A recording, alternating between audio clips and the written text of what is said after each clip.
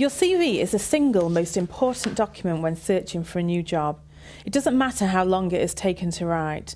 The person reading it will take about 5 seconds to form an opinion.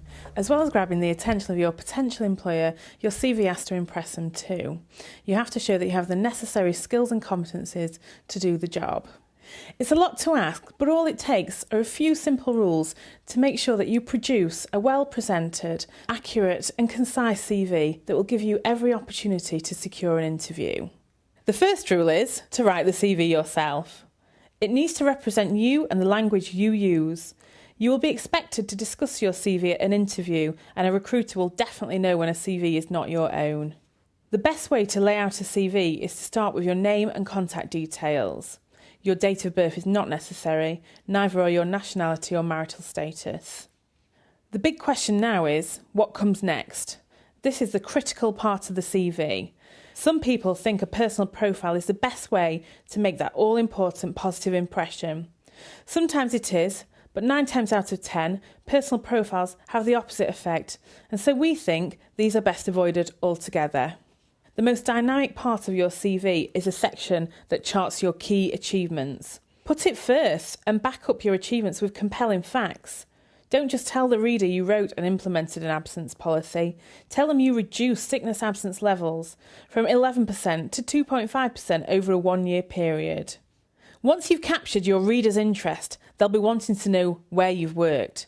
So your employment history comes next. Include job title and dates, and put the most recent first. Also include a description of your duties and your responsibilities. Include precise details. These will make your skills tangible. Then come your education and qualifications.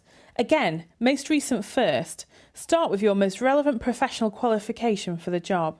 Then give the full title of your degree and a summary of subjects and grades.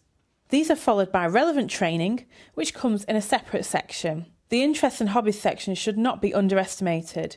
Keep away from boring clichés. And show hobbies that can demonstrate a range of skills relevant to the job or transferable to a workplace setting. And if possible, pick hobbies that are a little out of the ordinary so you can stand out from the crowd. The final section of CV refers to your referees, and this leads us onto our second rule. Keep it brief. A good CV shouldn't be any longer than 2 to 3 pages. It should be informative but concise. Cut out any fancy and complicated sentences.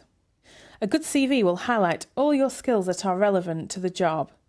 Dispense with those that are irrelevant, and don't over-describe those that are left. Something else that shouldn't be mentioned at this stage is your current salary. We don't need to mention referees yet either. Your CV needs to be truthful and accurate. For example, declare breaks in service.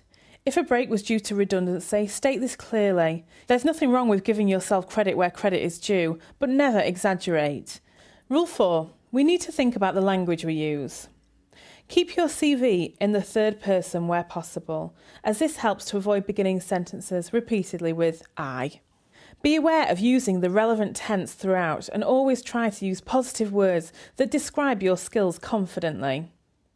The Recruitment and Employment Confederation says that about half of all CVs received by recruitment consultants contain spelling or grammatical errors. Spell checking is one way to look for errors, but there are many words that slip through the net. The best type of spell checking is to get a friend or a colleague to read it through. And finally, we need to pay attention to the presentation. Your CV should be easy to read and not cramped.